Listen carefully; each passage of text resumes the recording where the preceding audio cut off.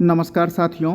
JSSC CGL exam 2024 21 सितंबर का paper अब हो चुका है लगभग, और जो खास करके थर्ड पेपर है उसके संदर्भ में मैं बात कर रहा हूँ। Third paper JSSC CGL exam 2024 के थर्ड पेपर की मैं बात कर रहा हूँ।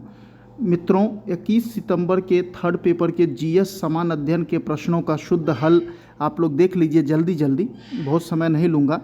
21 सितंबर के पेपर में यदि आपका इतना क्वेश्चन है तो आप सुरक्षित होंगे। वो मैं भी बता दूंगा कि कितना क्वेश्चन होना चाहिए। फिलहाल आइए प्रश्नों का उत्तर हम देखते हैं कि क्या है GS का। मित्रों देखिए, पहला प्रश्न था, राज्यपाल द्वारा शपथ या प्रतिज्ञान लेने का प्रावधान भारतीय संविधान के किस अनुच्छेद में है?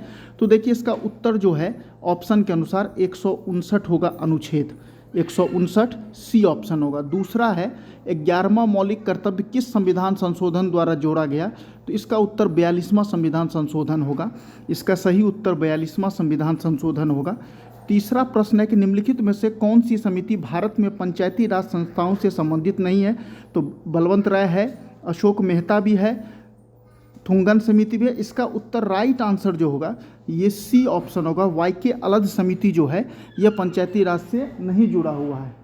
उसके बाद वर्तमान में कितने राज्यों में विधान परिषद है? तो वर्तमान में 6 राज्यों में, कुल 6 राज्यों में विधान परिषद है। उसके बाद लोकसभा को भंग करने का अधिकार किसके पास? तो भारत के राष्ट्रपति के पास। ए ऑप्शन होगा, भारत के राष्ट्रपति के पास। उसके बाद भारत के संविधान में 7वीं अनुसूची के संघ सूची में निम्नलिखित में से कौन सा विषय आता है?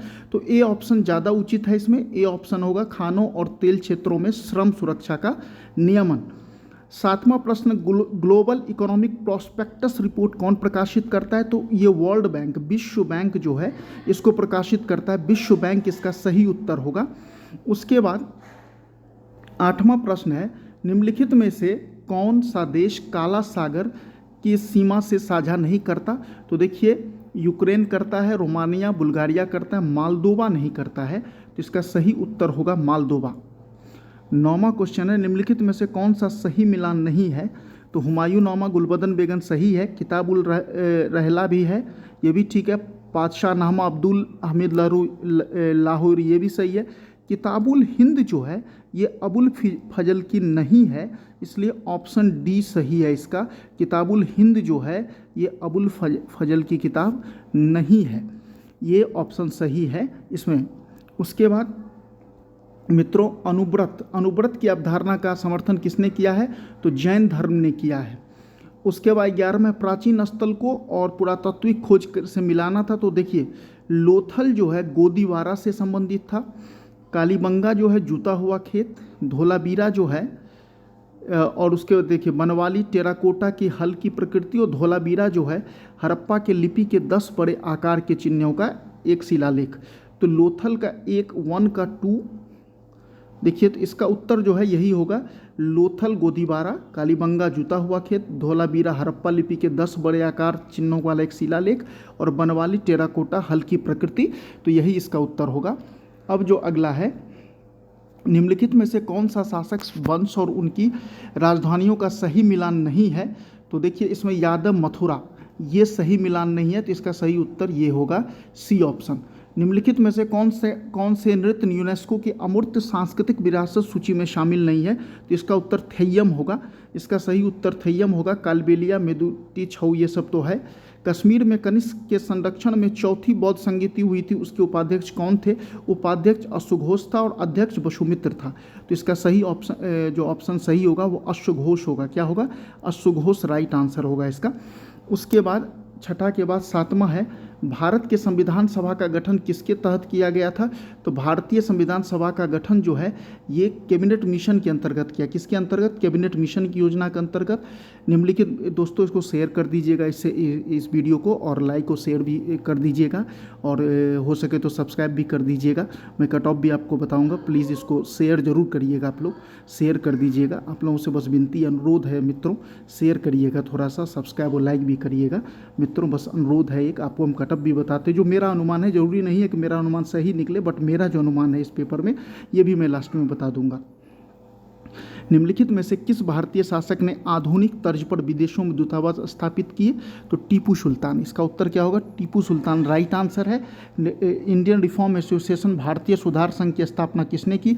ये इसमें इनमें से कोई नहीं होगा, क्योंकि इसका सही उत्तर केशव चंद्र सेन होना चाहिए। इसका सही उत्तर केशव चंद्र सेन होना चाहिए, जो कि ऑप्शन में नहीं है, इसीलिए इनमें से कोई नहीं होगा। इसके बाद मित्रों, निम्नलिखित में किसने अप्रैल 1930 में नमक कानून को तोड़ने के लिए मालाबार तट पर? तो सी राजगोपालाचारी मुझे सही आंसर लग रहा है। के केलप्पन भी हो सकता है, लेकिन सी राजगोपालाचारी भी हो सकते हैं। दोनों ऑप्शन में से आयोग जिसको मान ले वही सही हो सकता है, जो भी मान ले वही सही हो सकता है दोनों में से। उसके जोजिला दर्रा कहाँ स्थित है? केंद्र शासित प्रदेश लद्दाख में स्थित है। कहाँ स्थित है? केंद्र शासित प्रदेश लद्दाख में। उसके बाद मेट्रो रेल जोन का मुख्यालय कोलकाता में है, मेट्रो जोन का मुख्यालय। उसके बाद मित्रों, अरावली पर्वत की सबसे पुरानी पर्वत श्रृंखला है, यह निम्नलिखित में से किस राज्यों से गुजरती है? तो राजस्थान, गुजरात, हरियाणा और दिल्ली, ये सही आंसर होगा। राजस्थान, गुजरात, हरियाणा और दिल्ली सभी राज्यों में अरावली का फैलाव है। वनस्पतियों के संरक्षण के इन सीटू विधि के निम्नलिखित कौन सा स्थल नहीं है? तो ये वनस्पति उद्यान इसका उत्तर होना चाहिए। उसके बाद मित्रों, 23वां बायो मैग्निफिकेशन जैव आवर्धन का अर्थ है बी ऑप्शन, खाद्य श्रृंखला में किसी प्रदूषक की कॉन्सेंट्रेशन की वृद्धि। खाद्य श्रृंखला में किसी प्रदूषण की कॉन्सेंट्रेशन की वृद्धि, बी ऑप्शन। उसके बाद निम्नलिखित में से कौन सा जल निकाय की यूट्रिफिकेशन से संबंधित नहीं है? इसमें है कौन सा? पुलित ऑक्सीजन में वृद्धि, ये ऑप्शन होगा, सी ऑप्शन होगा इसका। उसके 25वां है, किसी उत्पाद के बाजार मूल्य पर पहुंचने के उत्पाद की कारक लागत में क्या जोड़ा जाता है? तो सभी अप्रत्यक्ष करों को क्या जोड़ा जाता है? सभी अप्रत्यक्ष करों को जोड़ा जाता है। दोस्तों, इसको शेयर जरूर कर दीजिएगा, लाइक और सब्सक्राइब कर दीजिएगा मित्रों। अनुरोध है एक आप लोगों से, शेयर जरूर कीजिएगा मित्रों। उसके बाद निम्नलिखित में से कौन सी घटना सबसे पहले हुई थी? तो इसमें होगा बैंकिंग विनिमयन अधिनियम का अधिनियम, ये सी ऑप्शन। 27, यदि आरबीआई केस रिजर्व का अनुपात कम करता है तो ऋण सृजन पर क्या प्रभाव पड़ेगा? तो जब कैश रिजर्व कम रखेगा अपने पास आरबीआई, तो ये क्या होगा? ये जो होगा ऋण प्रभाव जो होगा ये बढ़ेगा। जस्ट अपोजिट होता है। भारत में गरीबी का अनुमान लगाने के निम्नलिखित में किसका उपयोग किया जाता है? तो ये कैलोरी सेवन ज़्यादा सही है। उपयोग व्यय भी होता है, लेकिन कैलोरी सेवन इसका ज़्यादा सही उत्तर है। निम्नलिखित में से कौन सा शहर यूनेस्को के विश्व शहर सांस्कृतिक मंच का हिस्सा बनने वाला पहला भारतीय शहर बना है? तो ये वाराणसी इसका उत्तर सही होना चाहिए। 30वां, भारत की पहली स्वदेशी रूप से विकसित परमाणु सक्षम पनडुब्बी INS अरिहंत होगा मित्रों। प्लीज़ सब्सक्राइब और लाइक करिएगा और इसको वो कर दीजिएगा मित्रों, शेयर कर दीजिएगा, निश्चित रूप से शेयर कर दीजिएगा वीडियो को। ये बहुत मेहनत से बनाई गई है। और आपको हम कट ऑफ भी बताते हैं लास्ट में कि इस पेपर में क्या रहना चाहिए। ब्लैक लंग रोग किन लोगों में होता है? तो ये कोयला खदानों में जो काम करते हैं उनको होता है ये ब्लैक लंग रोग। उसके 32वां, निम्नलिखितों में से कौन सा शरीर का सबसे बड़ी अंतःस्रावी ग्रंथि है? तो ये थायराइड होगा। इसका उत्तर क्या होगा? थायराइड हो जाएगा। उसके बाद मित्रों, सिनकोना के किस भाग में एक दवा प्राप्त होती है? तो ये तो जानते हैं, छाल। कई बार ये प्रश्न पूछा है छाल से। नेत्रदान में आँख के किस भाग का प्रत्यारोपण किया जाता है? तो ये कार्निया होता है। क्या होता है? कार्निया होता है इसका। 35, एक हाइबरनेटिंग मेढक किसके द्वारा श्वास लेता है? तो मेढक जो है ये आपके त्वचा से कट गया है यहाँ पे, लेकिन इसका ऑप्शन होगा त्वचा। इसका सही उत्तर क्या होगा? त्वचा सही होगा। त्वचा थोड़ा कट गया ऑप्शन इसमें डालने पे, त्वचा इसका सही ऑप्शन उत्तर होगा। उसका कई पक्षियों की मधुर ध्वनि उनकी छाती के भीतर गहरे दबे एक रहस्यमयी अंग रो आती है। पक्षियों के ऐसे स्वर बक्से को कहा जाता है तो सरिक्स कहा जाता है। इसको क्या कहते हैं? सरिक्स कहते हैं। इसको सरिक्स कहते हैं मित्रों। सिलिका, अभी आपको मैं कट ऑफ भी बताता हूँ इस पेपर में क्या हो सकता है। सिलिका जेल युक्त एक छोटा सा पाउच अक्सर गोली या पाउडर के रूप में दवा की बोतलों में पाया जाता है, क्योंकि सिलिका जेल नमी को अवशोषित करता है। किसको करता है? नमी को अवशोषित करता है। तालाबों और कुओं में निम्नलिखित में से किसकी रिहाई मच्छरों को नियंत्रित करने में मदद करती है? तो ये गेम्बूसिया मछली होगा। क्या होगा? गेम्बूसिया मछली। और डोडो पक्षी जो है, जो कि पहले डोडो पक्षी न्यूजीलैंड और फिजी उजी में पाया जाता था, वो विलुप्त की श्रेणी में हो। क्या है? विलुप्त की श्रेणी में। तो ये 40 क्वेश्चन लगभग मैंने आपको बताया, और इस 40 क्वेश्चन को जीएस का ये है, इसको आप शेयर कर दीजिएगा मित्रों।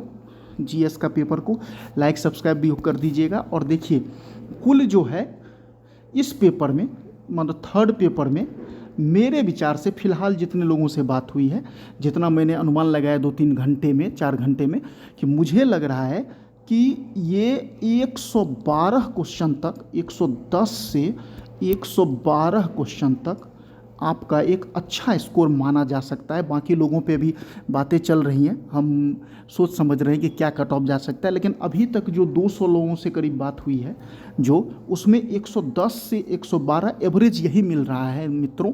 2-3 लड़के ऐसे हैं जिन्होंने 119 और 117 भी किया है, जो अभी तक जो मिला है उत्तर।